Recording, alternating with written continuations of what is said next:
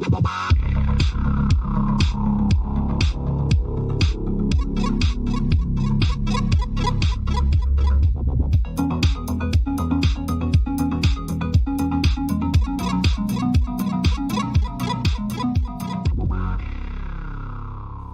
and welcome to the Unlucky Frog Gaming Podcast. You are joined by your two usual hosts here. We've got Tom Mannering. Hello. And myself, Josh Hartley. Tom, how are you doing this week? I'm doing alright, mate. I'm doing alright. How about yourself? I'm good. We've got a news light episode. I think there's only one thing that we really want to talk about, so we'll get to that in a moment. You look like you were going to say something there. Yeah, it's just I notice when you open the episode, you keep changing your format and it's throwing me off a bit. So sometimes you introduce just me and ask me how you're doing, and then introduce yourself. And sometimes you introduce us both and then ask me how I'm doing. So it's like which way is it going to go today? You know? Yeah, no, it's fine. Got to make sure you don't fall complacent. So yeah, how have you been? What's your week been like?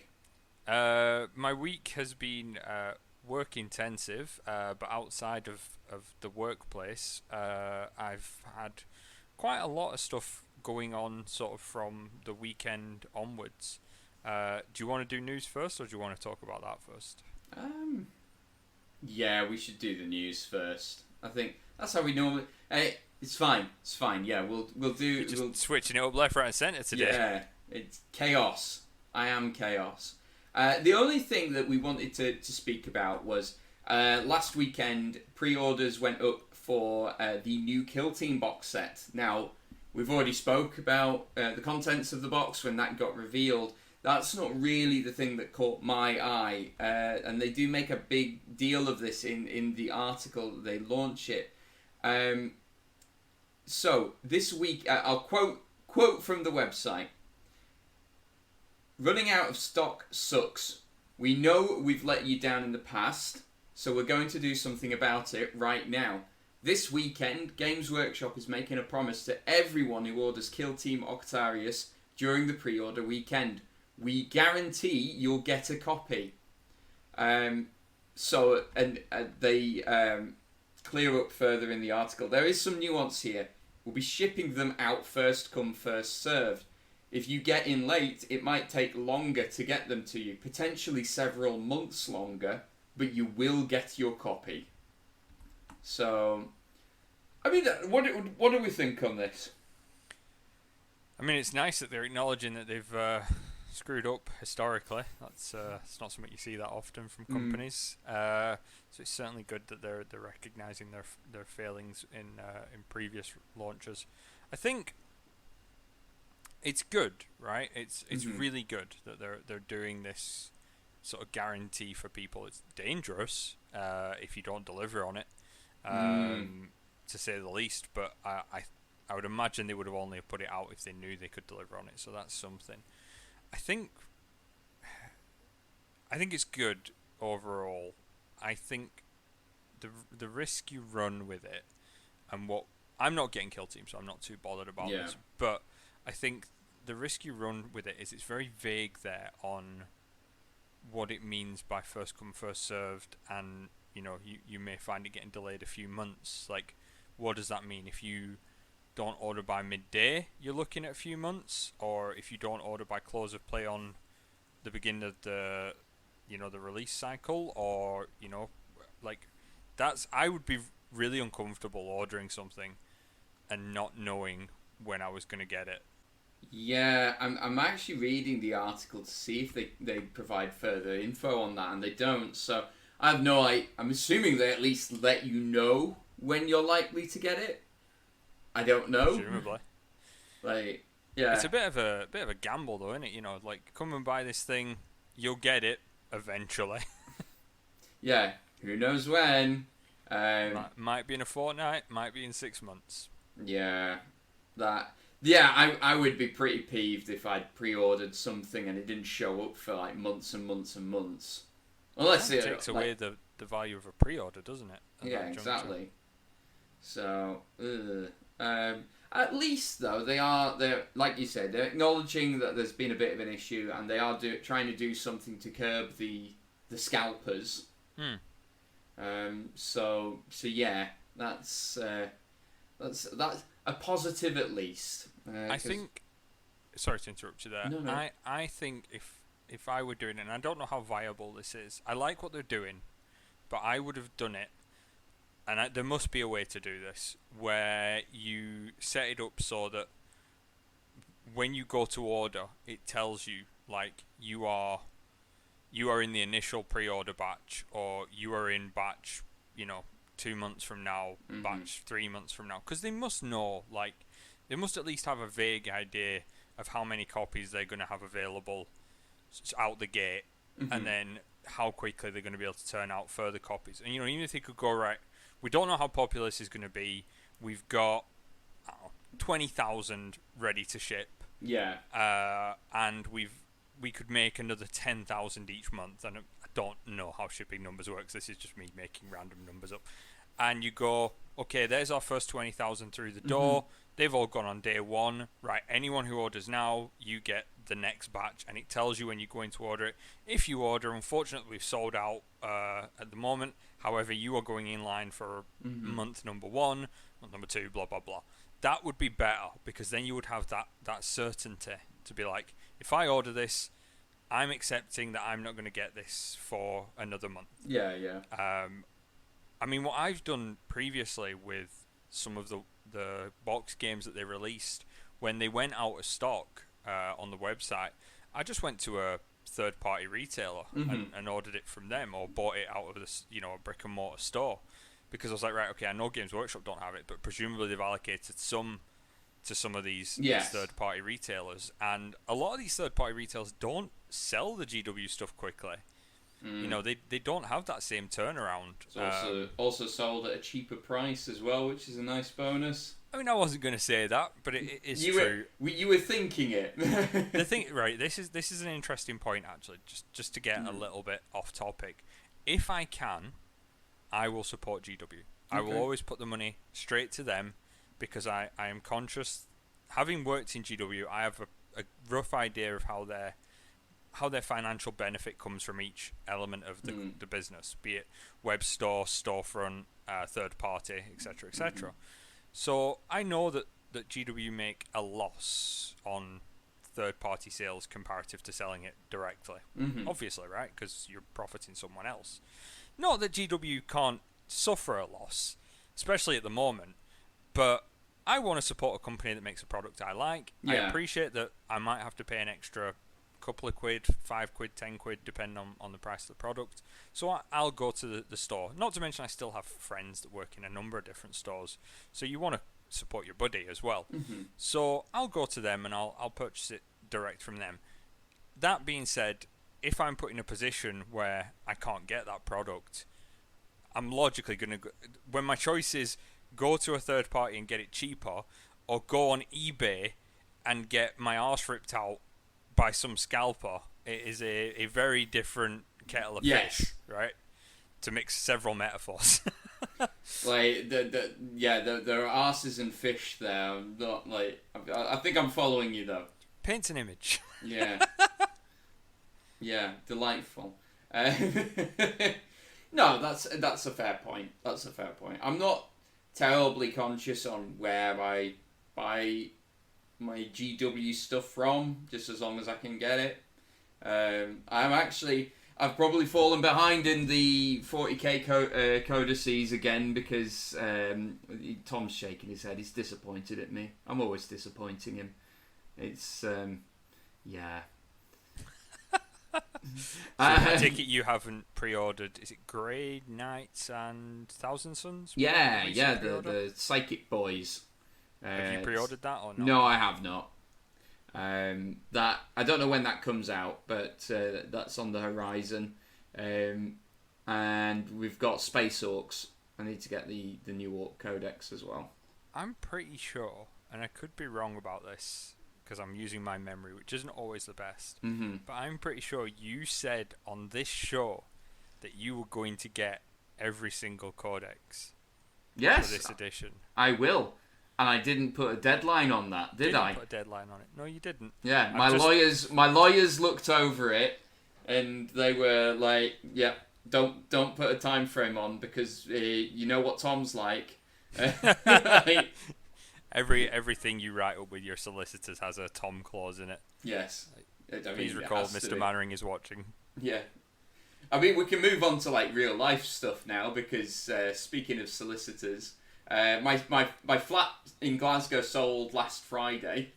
Still haven't received the money for it, but I'm told it sold last Friday. In fact, just before, as we were hitting record, I've got a voicemail from my solicitors. Bear in mind, we're recording at like 7:30 in the evening, so they are working late. So I'll find out what they were calling for.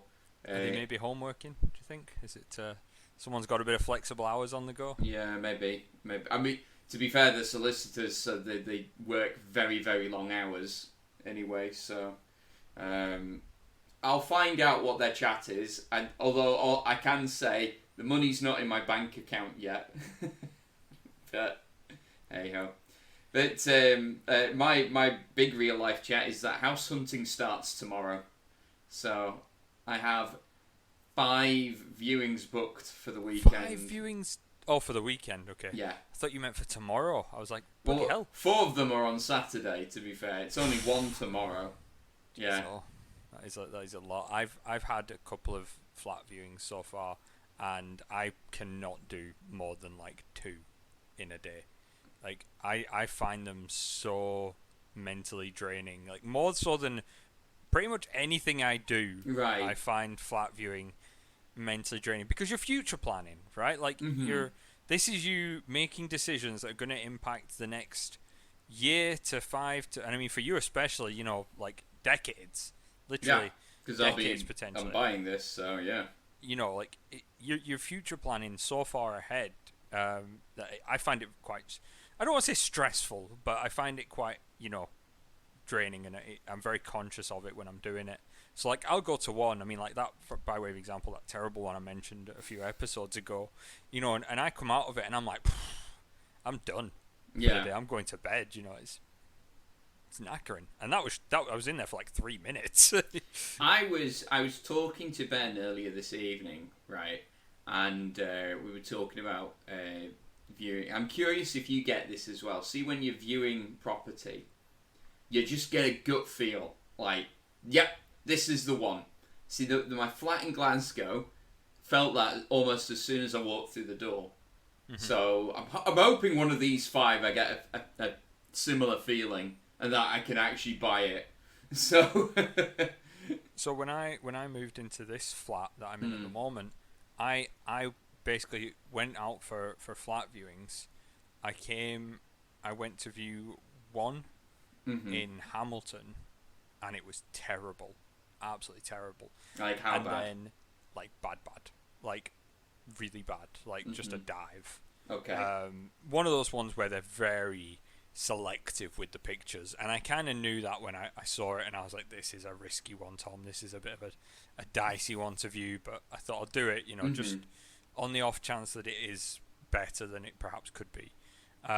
So that was the first one I went to view. This flat was the second one I came to see, and I walked in, and like pretty much the second I got into the hallway, I was like, this is the one. This is it. You know, I didn't even have to go around like looking at it all. I did. You know, I didn't just walk in and go, I'll take it.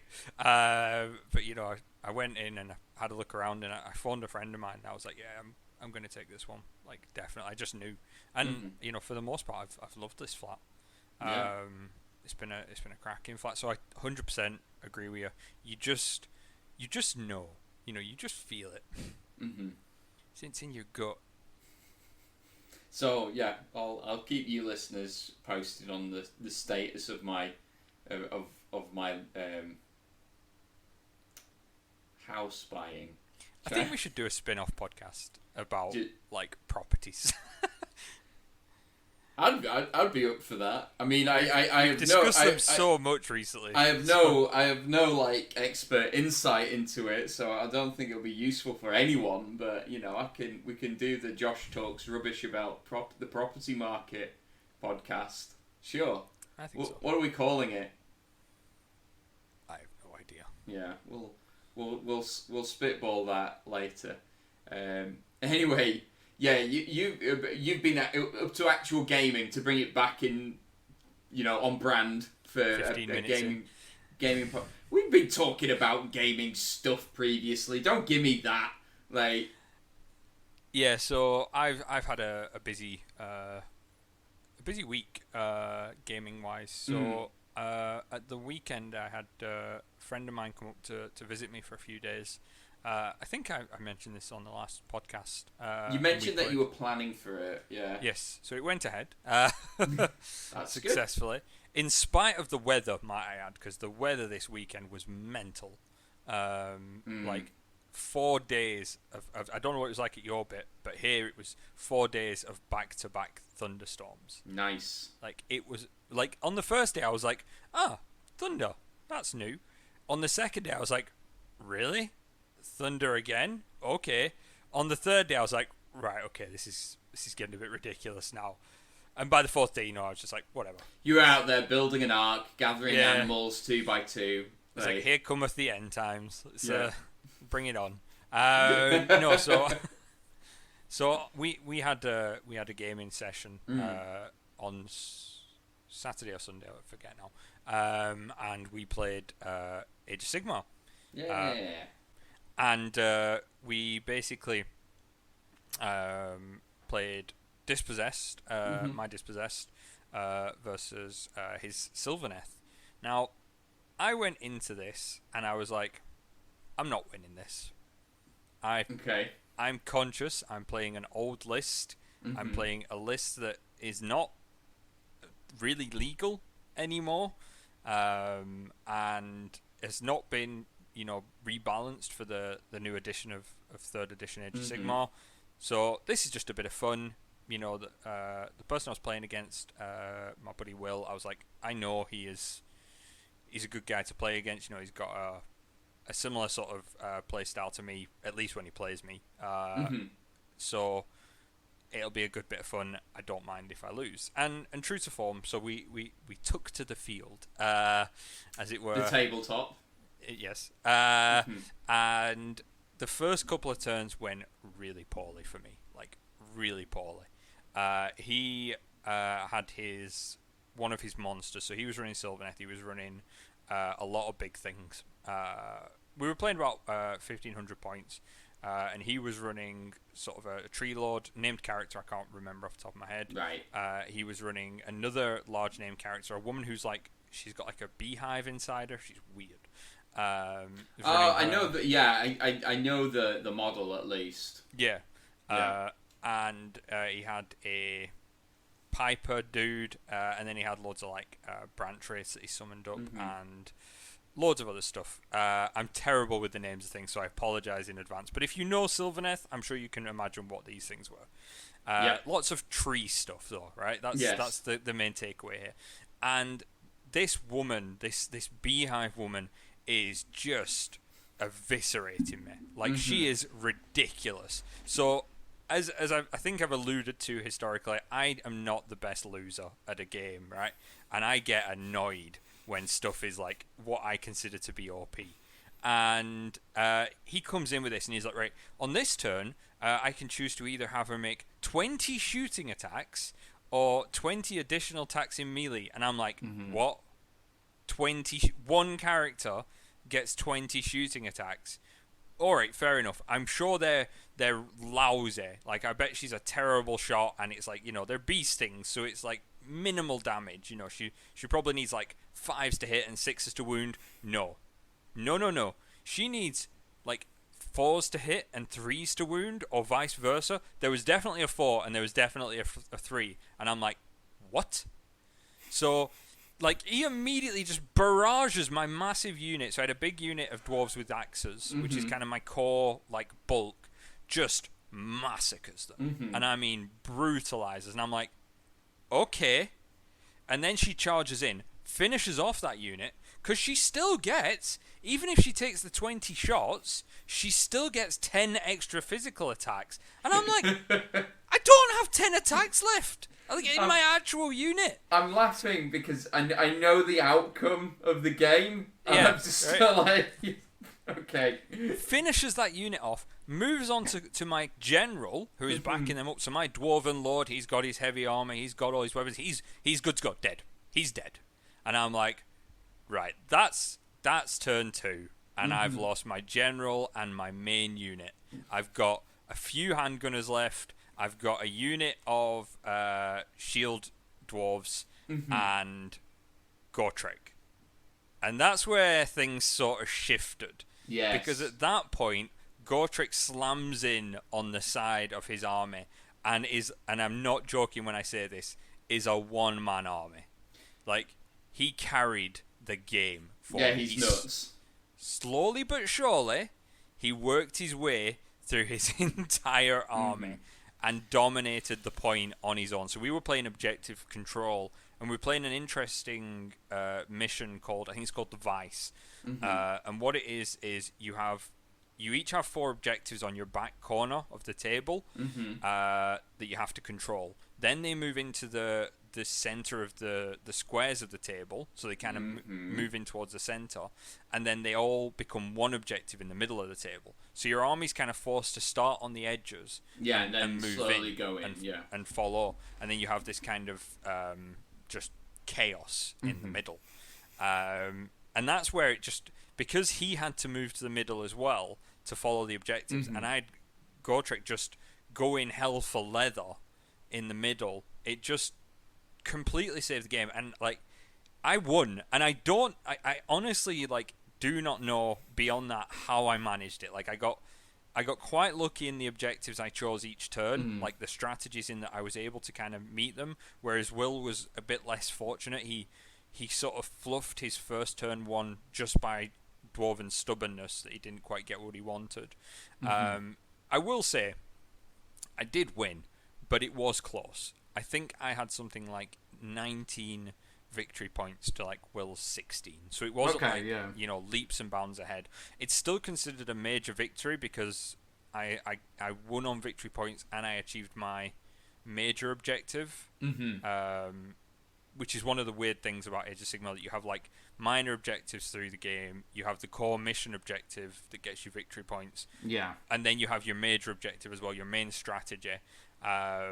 Which for me was keep my Rune Lord alive, and he was one of. I had 2 models left on the table. It was Gotrek and my Rune Lord, because my Rune Lord just hid behind Gotrek. If anyone came over, he was like, "Nope, not for me. I'm just gonna stand about 6 inches away and heal Gotrek." And that's all that happened. You know, I just carried it. So I won, and I don't know how. And after being salty for 2 turns as well. And I felt for Will. I really did. Like the poor guy put up a hell of a fight and had every right to win that game. Every right. It was just, Gotrek is a monster, an absolute monster. Yep, can confirm. But did you have fun? I did. No, we did. We both had a great time. I do have pictures that I will put up after this episode. As well has aired. So if you do want to see the pictures of the battle, Will has a fantastically painted Sylvan F-Force. He does, yeah. I think it's featured on Warhammer Community, and it's been on a few other websites as well. A lot of cherry blossom, which is like really nicely done as well. And I will apologise in advance for the quality of the painting on my dwarves. I did paint them like 5 years ago. The dwarves look all right. I thought they're fine at a distance. You just want to. No, but that's right. So that's what I aim for when I'm painting myself. Like, so painting my own army rather than. But you got what I mean. I do. Yeah. So my Necrons, it's a really quick paint scheme that I use. And it doesn't stand up to scrutiny up close, but they look fine on the tabletop. In fact, they look kind of impressive with the sheer number of them. So they do. I've seen your Necrons. They look really nice. The other thing I did as well with Will, which I think you'll approve of, is on the last day of his visit, we played some Magic the Gathering. Hurrah! which was fun because unlike yourself, Will is not a seasoned Magic player, and his decks are fairly basic. They're good basic, but there's no degree of sort of intentional competitiveness. So we basically kind of cycled through decks that we had for a few games. So he was playing a lot of stuff from the Theros block, the original Theros block. Love that. So enchantment creatures and gods and things like that. And we had some really fun games. One that I really enjoyed, I don't think Will enjoyed at all, was we were playing. I played my zombie deck, my black zombie deck, and it's horrendous. Like for me, you've got the Aetherak in there now, haven't you? I do, yeah. Yeah. I've sort of accumulated any card with the word zombie on it. I've put to one side and just put into this deck. So it's got like endless armies of the dead. It's got loads of stuff that just like the way Will described it is everything you do and everything I do seems to give you a zombie. Like that's pretty much what the deck's designed to do. Yep. So I really enjoyed playing that deck because I don't get to play it often because I don't really like playing cheesy decks, as I've kind of alluded to before. And I think if it went up against any properly, competitive deck, it would get pasted. But in a casual, fun game, it's quite nasty. Yeah. If now that you've been playing Magic you've been back playing Magic rather for a little bit, is there a particular format that you're wanting to play more of? I really just enjoy. I enjoy all the formats in the right situation. I've enjoyed the couple of Commander games that I've played with yourself. I wouldn't mind playing Commander with a few other people, but it needs to be the right kind of people. Yeah. I'm not interested in broken combos and game breaking stuff. I just want to play fun. Like I understand that Commander's going to have bigger stuff. You're going to have board wipes. You're going to have the nasty stuff, and that's fair enough. But yeah, I would like to play that with the right sort of folk. I'm happy playing, just sort of.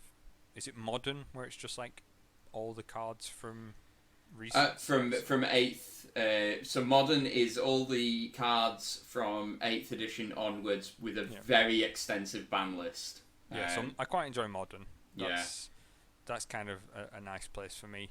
I really enjoy the funky Magic elements of stuff like Plane Chase, Arch Enemy, things like that. But they tend to need a few people who want to play those kinds of games because they're a bit different to your usual sort of run-of-the-mill Magic. Plane Chase Commander is wild.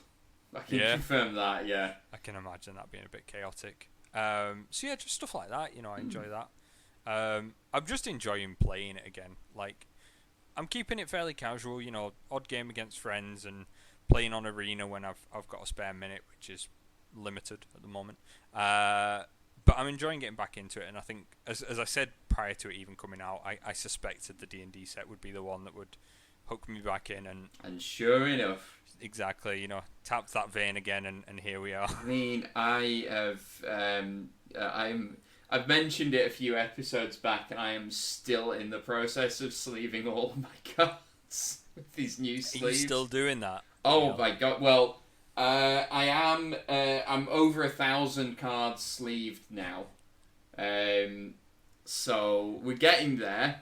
I'm onto my multicolour cards now. I think least. That should be your epitaph. Over 5,000 cards sleeved. It probably will be my epitaph. I've actually gone and treated myself to because I'm just using one of the old holiday gift boxes that they used to do.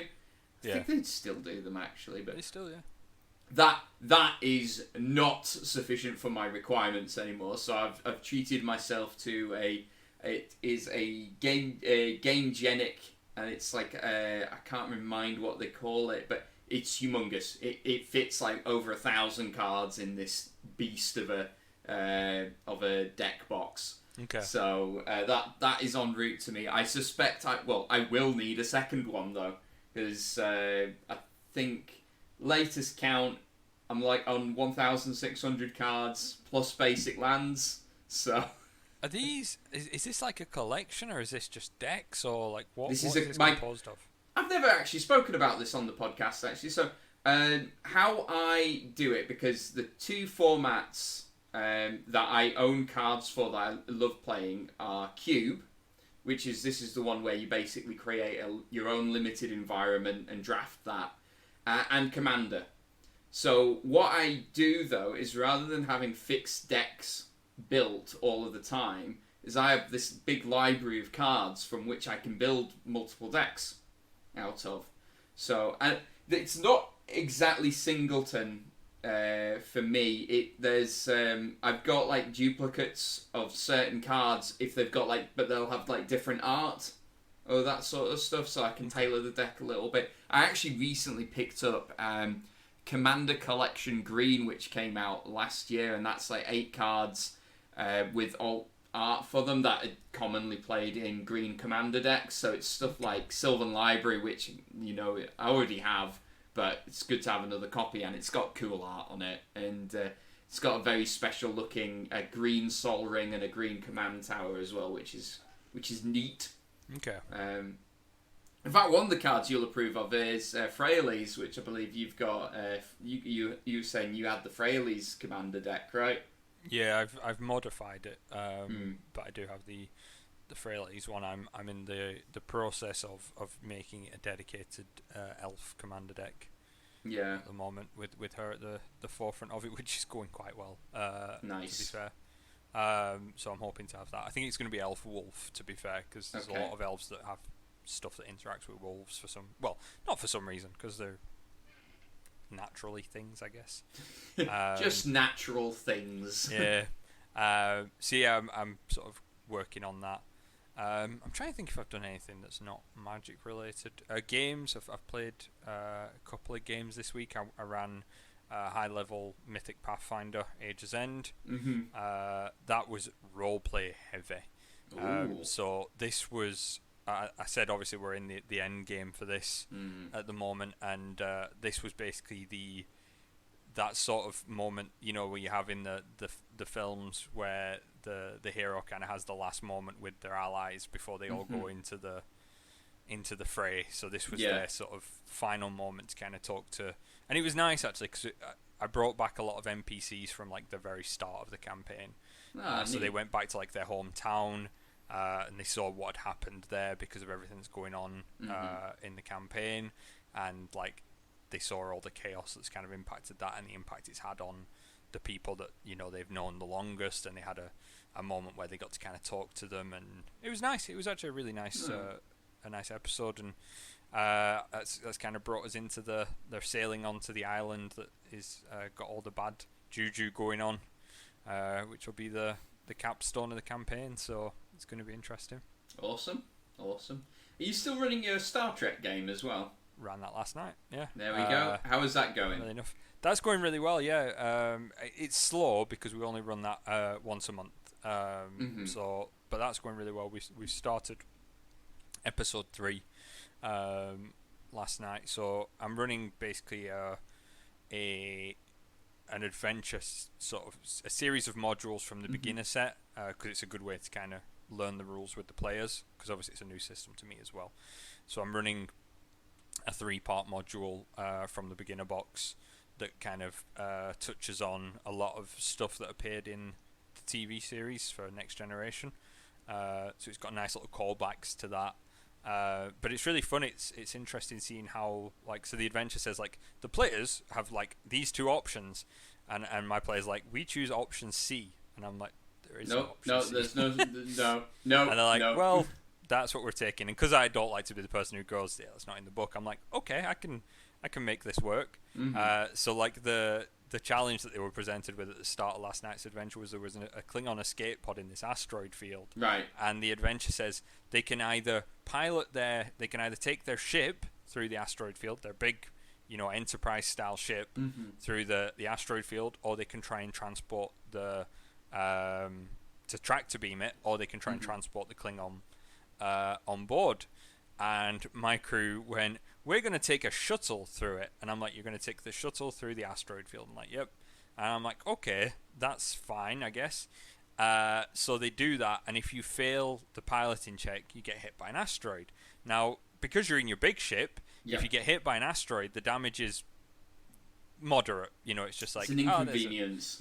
There's a bit of damage. It's just to be like, bit of wariness. But they're in a shuttle, which has a lot less hit points. But I'm like, I mean, it's still the same asteroid, right?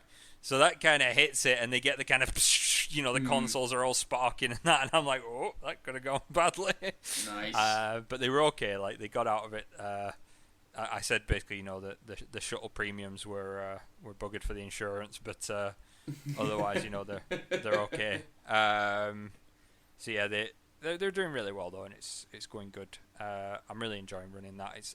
It's really nice just running non-Pathfinder stuff, non-D&D stuff, just getting a bit of a palate cleanse, right? Yeah, I'm really enjoying running like Star Wars for that. I'm really enjoying Star Trek. I'm still enjoying Pathfinder, don't get me wrong, but as I've said to you before, I'm looking forward to kind of stepping away from that and playing with a bit more varied systems. What about yourself? Did you get any role-playing in this week?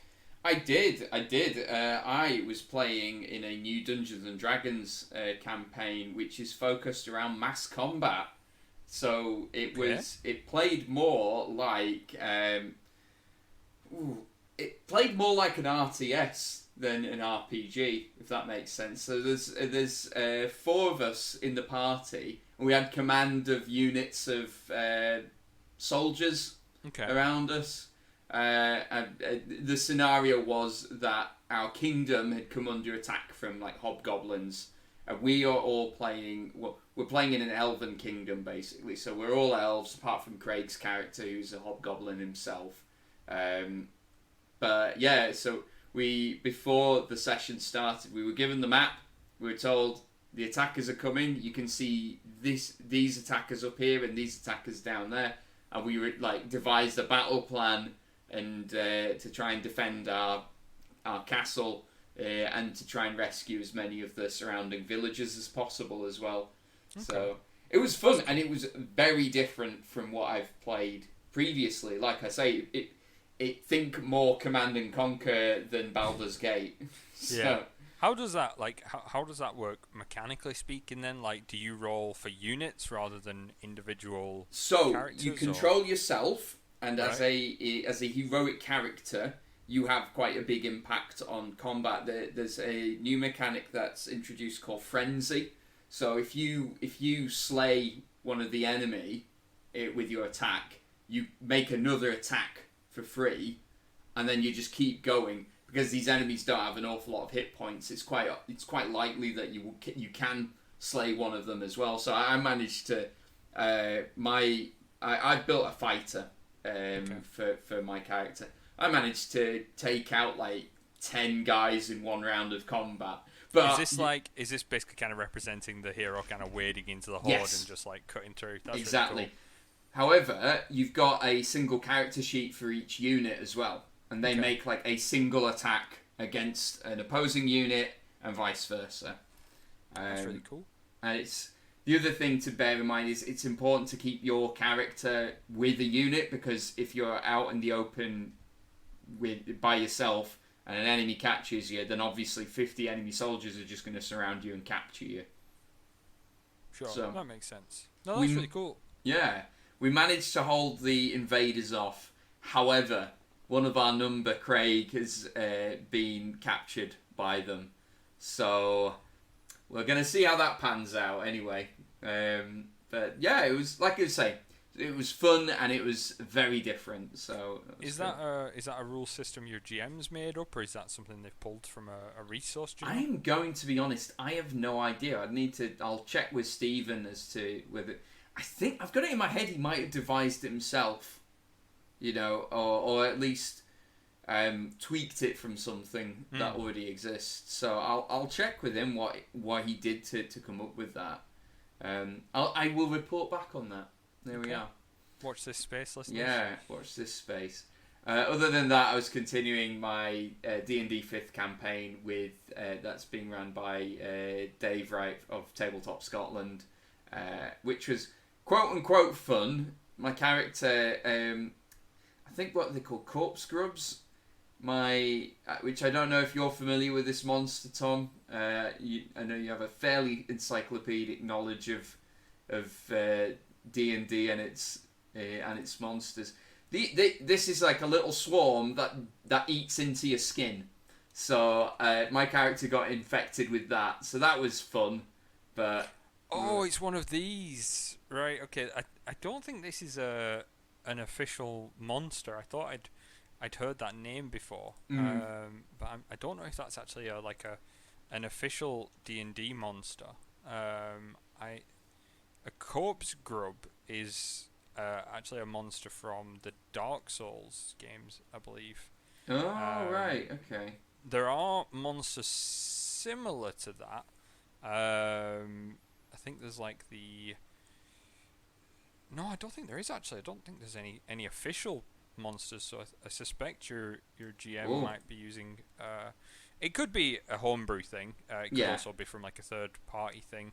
It could be something else that I'm just not aware of. He tweeted the person who wrote the adventure module about it. Okay. Because I have got an apology from them Really? on behalf of Grasdak. So did you die? No. Okay. We've got Paladin and a Cleric in our party. Between the two of them, they were able to cure me. Although there was one round of combat where they're just on your skin rather than buried into it, and we were deliberating how someone could try and set Grasdak on fire to deal with them, but we didn't have to resort to that, fortunately. That is not the first time. It's not even the third time I've heard a party suggest setting another party member on fire to resolve something. Yeah. So that is not a unique approach, believe it or not. It seems, in fact, I would say burn it is a fairly fairly early entry into the what to do journal for adventurers. Exactly. So that's what I've been up to, and I feel like that is a fitting point of burn it. That's a good place to leave the episode, isn't it? So. Please don't actually burn it, folks. No. Only you can prevent forest fires. We here at the Unlucky Frog Gaming Podcast do not endorse any form of arson or burning. Righto, guys. As always, thank you very much for listening, and until next time, take care. Bye.